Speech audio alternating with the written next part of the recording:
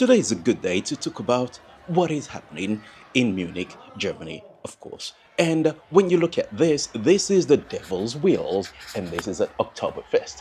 And this is one of those things, events that just make a lot of people happy. Yeah, you see everyone wanting to participate. A lot of women, children, I wouldn't say adults or people in their 40s, all joining to just spin around, a lot of visitors, and it is just a lot of fun. Yeah. And the reason why this is a lot of fun is because this is part of the Oktoberfest. And there are a lot of things to do. Let me rephrase that. There's only one thing to do when you go to Oktoberfest, and that's drink. What else do you want? That's what it's all about. But we're going to talk about all that. It is not always a smooth sailing. But as you see, okay, people just enjoying themselves, and it is just one of those things. And when you look at these devil's wheels, those who are able to stay in the closest you are to the middle, the better. And this is a lot of fun game that people have. I don't know what it is. And this is really early in the morning. They're not wasted yet. All right. Anyway, the whole point is this that it shows you that there is a lot of fun to be had when you go to Oktoberfest. And that is an interesting thing. So, we're going to talk about how this all started. And apparently, if you go back to the 1800s, there was a royal wedding, royal people, royalties, decided they were going to have a wedding. And so some guy in Bavaria, who later became king, and they celebrated that. And of course, when there's a royal wedding, you have the exclusive area for all the royalties and aristocrats and all the other royals invited from other parts of Europe, and they all come. And then you have the peasants, local people wanting to join in the fun as well. But the good thing about this was that is basically how it started. The royalty felt sorry for all the poor people and say, "Oh, you can come, but you stay outside the gate and have a lot of fun." But I would imagine that the normal people had more fun than the royals, and it just turned that into Oktoberfest that's been going on for over 100 years. So there you go. That is a sort of a simplified story. But over the years, they added more things like the farmers decided, oh, we're going to have a local fair as well to promote agriculture, all the food that we sell. And before you know it, the whole city council just took over, said, look, it seems a lot of people make fun of Germans that they don't know how to have a good laugh. But when it comes to their drinking during Oktoberfest, they know how to do it. And they did it so well that they exported that outside of just the girl get it a good hammering. Anyway, so the crowd, when you look at from you go up the hill and then you look at the crowd downwards, it is absolutely amazing. Just a lot of people. If it doesn't rain, it's a good. If it's not, well, it's not as if Munich is always hot. But anyway, you see, and the amazing thing about it is that everything you see here apparently is just built for purpose. So they start a few weeks before the festival starts, mid September. They build everything up, and once it's done, they clear everything out. Amazing, as they say, German efficiency. All right, so this is the hill. This is where everyone is, and everyone's just and the reason is that you walk around and you're just so tired, and then you come up the hill, and then a lot of people go to the hill to sleep because they've been overindulgent and all that stuff. So anyway, back to the story of how Munich, this festival actually started, and once it started, you have beer tents, you have the opening ceremony where you have the horses, like German cold-blooded horse, draft horses, carrying beers and basically showcasing all the brands that will be present at the festival. And then you have the rich. It was so much fun. A lot of people would travel. It is said that people come from all over the world. I'm talking serious I wouldn't say population, serious numbers of people. And it was said, for example, one of the amazing things is that sometimes during the festival, it lasted for about 15 to 18 days, and it is always packed, that the population of Munich sometimes just doubles. Yes, because Oktoberfest sees about over 7 million people coming over the 15, 18-day period. So that's a lot of people.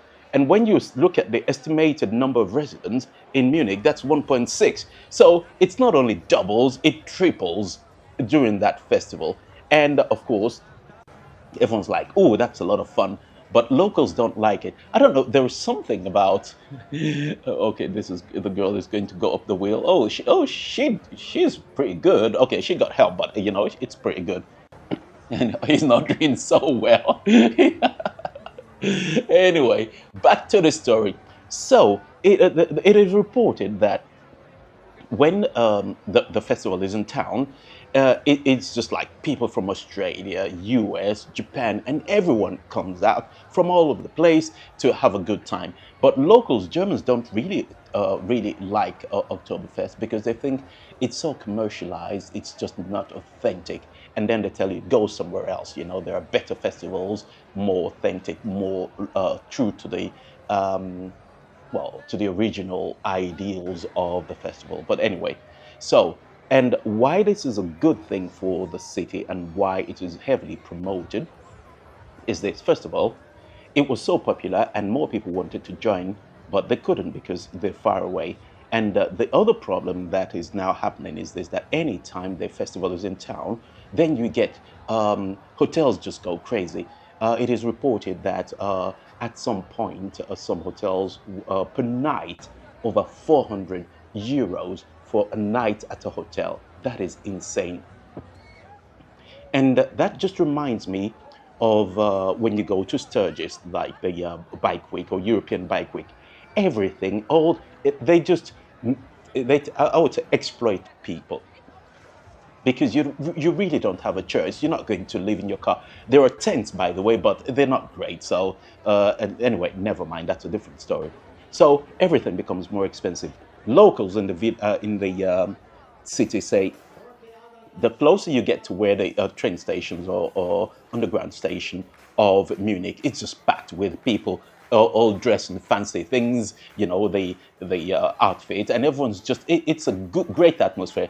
But the funny thing is, a lot of the locals don't actually appreciate the the hoo-ha, the craziness, everything, everything is just packed. So a lot of people don't appreciate that.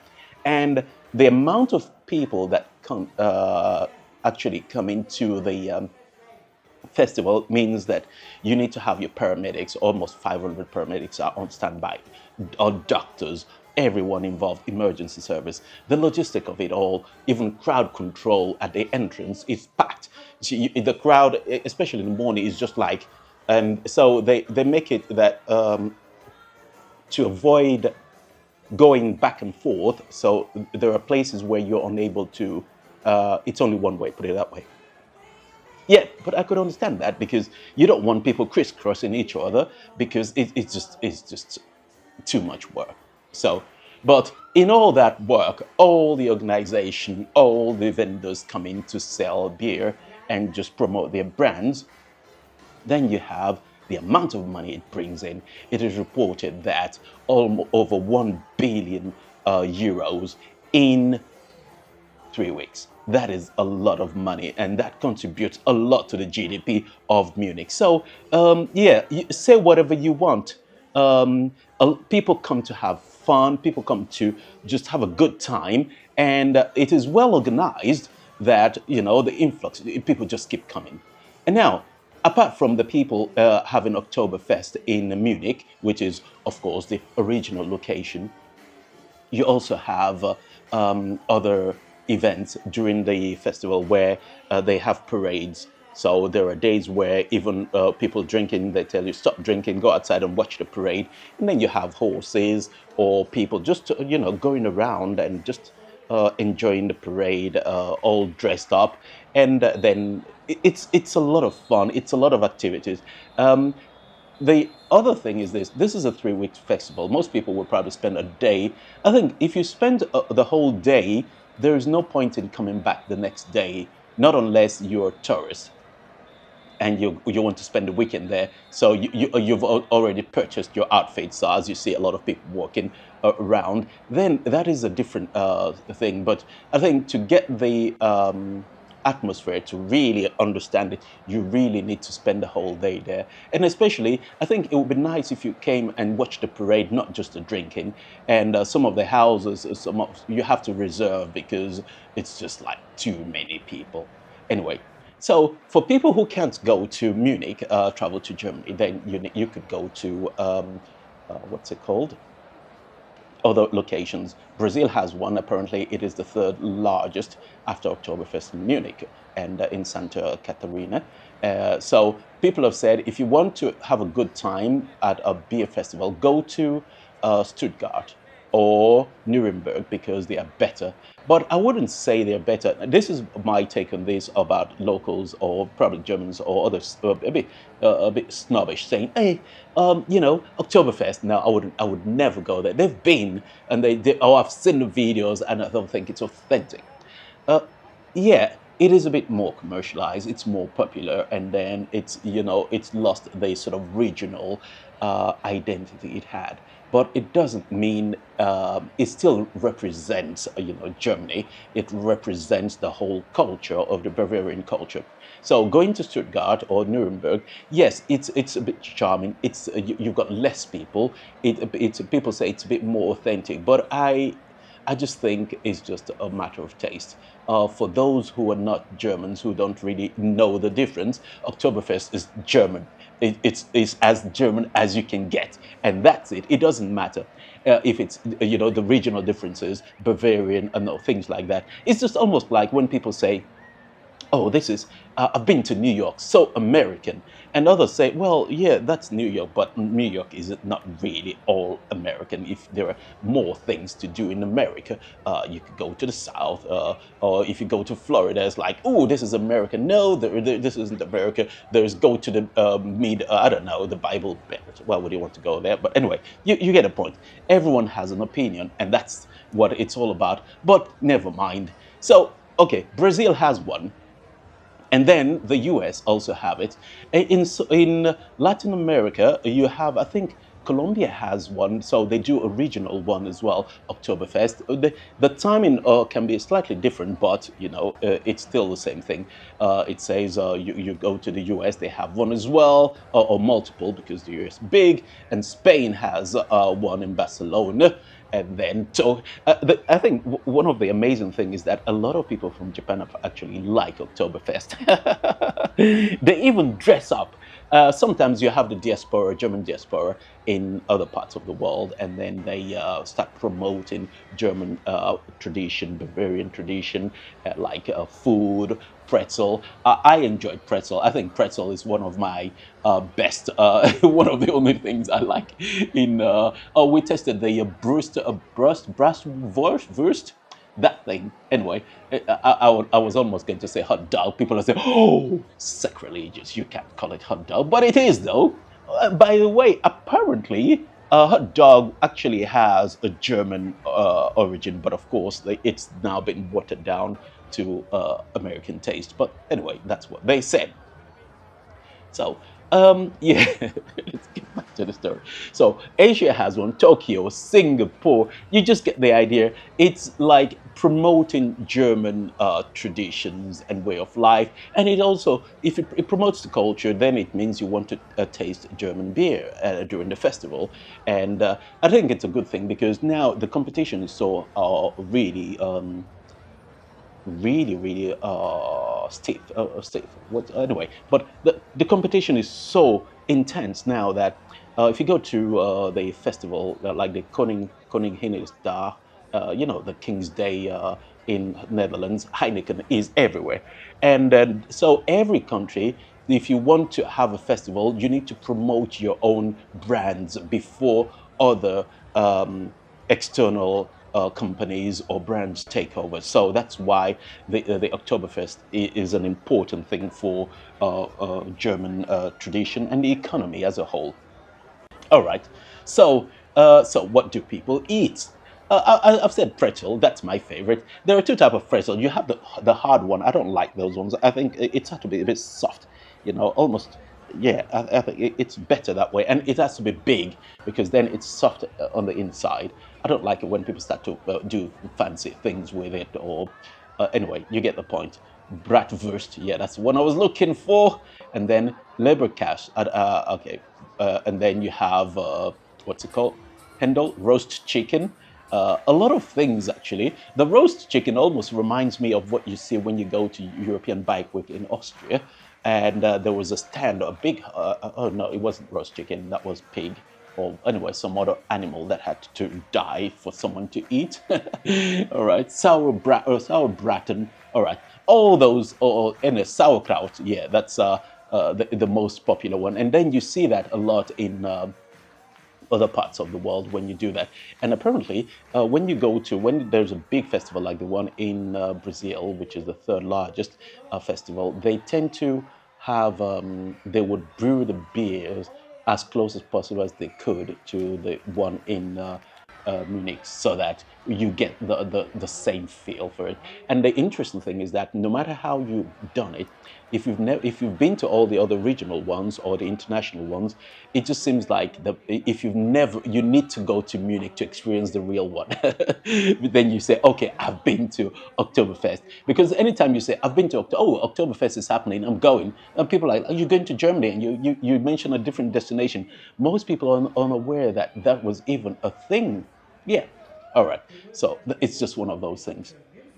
And did you know that over almost 500 million euros are spent on what's it called? The just drinking, eating, and enjoying the rides. Yes, everything's paid. And now the biggest problem facing the festival is this: that a lot of people complain that it's really expensive to go. And I can understand that. For example, beer, for example, it used to be 12, 13 euros, and now they were bumped up to 15 euros. And people are like, excuse me, what is going on here? If I have to spend that much money, I wouldn't have enough money to get home. You probably wouldn't even remember how to get home because people get wasted. All right, girls, they're flying off the devil's wheels. All right, so back to the story. Yes, it contributes a lot. There is a lot of money going into the economy, and but then to put on such an event, it also costs a lot of money. But I think they're making so much out of it that it's just not a problem. Now, the biggest challenges that the organization or the event is facing is that when people, you don't want people to get drunk, when they come to the festival immediately, because it's just not a lot of fun. Oh, well, I mean that if in the first hour they're all gone, then it means no one's spending more money after that. So that's not good. So they've said, oh, sustainability. What are we going to do? And they started offering, non-alcoholic beers, and we were like, what's the whole point? If you're going to travel all the way here, you might as well just go all in, or go big or go home, basically. Yeah, but not everyone actually enjoys. Sometimes you want to go to the festival, but you don't like alcohol, or you can't handle your alcohol. So having that alternative is a good thing. And also I think it's a good thing that they dismantle the whole thing and rebuild it, so recycling in that way. And someone's talking about organic food. I don't know what that is supposed to mean, but let's move on from that. Then people are saying, okay, we don't want people to become, addiction alcoholic. So we're going to give them an alternative. But yeah, the alternatives are not always great, but the whole point is participating. So some people, you could still buy, your soft drinks like fizzy drinks. I don't know, Coke and Pepsi or whatever. Those are still available. And then you've got a lot of stands. You don't have to be in the tent to eat to enjoy the festival. You've got outside the tent as well, where you could also have a good time just walking around. If you like the rides, you can enjoy that. So yeah, there are a lot of things happening there, but of course, like everything else, it gets really expensive, and not a lot of people want to go through that. And another problem now that people are noticed is binge drinking or alcohol poisoning. That is not a. So now they're trying to give people when they give them what's it called, dehydration, oral dehydration, so that people don't get uh, fatigued or have issues because they've been drinking all day. And the idea is that don't go hardcore. Just sip it and just enjoy the atmosphere. But not everyone could actually enjoy that atmosphere. So that's one thing in the that they're working on to improve. Other thing is vandalism. There have been cases of safety where people who are probably in the LGBT don't feel really safe because yeah, just human society, human nature, put it that way, or people. But when I attended multiple days, the good thing was that when maybe it's the time. If you go early in the morning and people well dressed on the train, they come out. Everyone is. It's like a really family atmosphere. Probably during after in the afternoon or late evenings, it gets a bit dodgy. So you don't really want that. So anyway, that is the story of how it all started, how it's going, and how it's a good thing for the economy. So, does it have a future? Of course, it does have a future. It's been going on for over 100 years, and I don't see it stopping anytime soon. So, that's just the nature of it.